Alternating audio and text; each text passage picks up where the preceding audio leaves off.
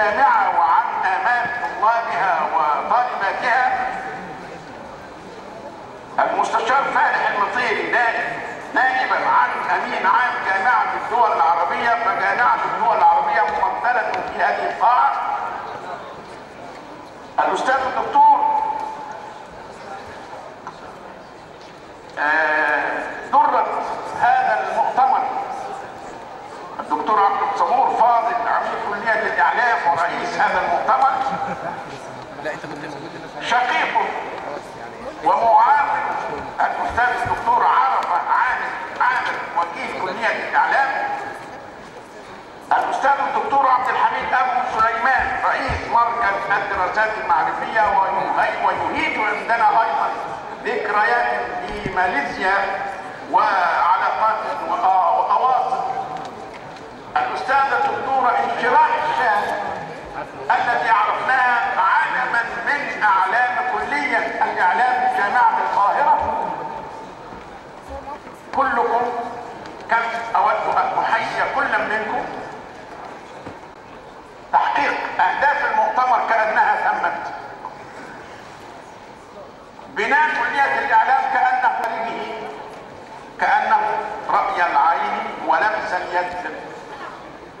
شكر الله لكلية الإعلام أو للجامعات الأخرى.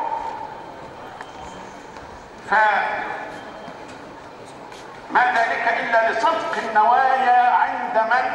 اقترحوا هذا المؤتمر وأخذوا تأييدا من كل شخص في هذه القاعة. إن أنسى لا أنسى كم يبارك لكم فضيلة الإمام الأكبر الأستاذ الدكتور أحمد الطيب شيخ الأزهر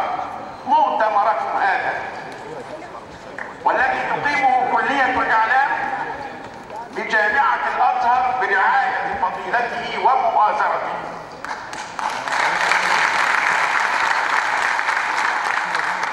وكم شرفني أن تفضل فضيلته فأنابني عنه في إلقاء كلمته إليكم معربا لكم عن فائق رفقته بمبادرة كلية الإعلام بريادة عميدها المفضل الأستاذ الدكتور عبد الصبور فاضل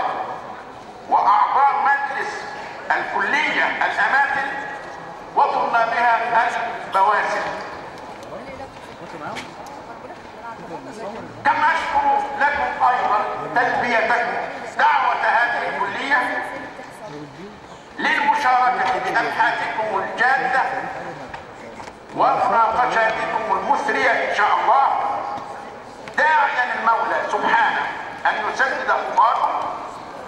ويكلل بالتوفيق مسعاكم لينبثق عن هذا المؤتمر برنامج عمل علمي يمثل عهدا جديدا وتطورا ملموسا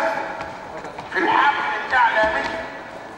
ويحقق آمال طالما سعى إليها الغيارة، بل طالما كانت كما قيل عن المشروع المعروف على النيل كان حلما فخاطرا فاحتمالا ثم أضحى حقيقة لا خيال. أعتقد أن الفرصة وكما استمعنا الآن من تأكيد وزير الإعلام أن الفرصة سوف تتاح لكل صاحب رأي أو رؤية أن يعبر عنها في مناخ من الحرية والسماحة دون إقصاء أو ازدراء ودون أن يجوس بداخله خاطر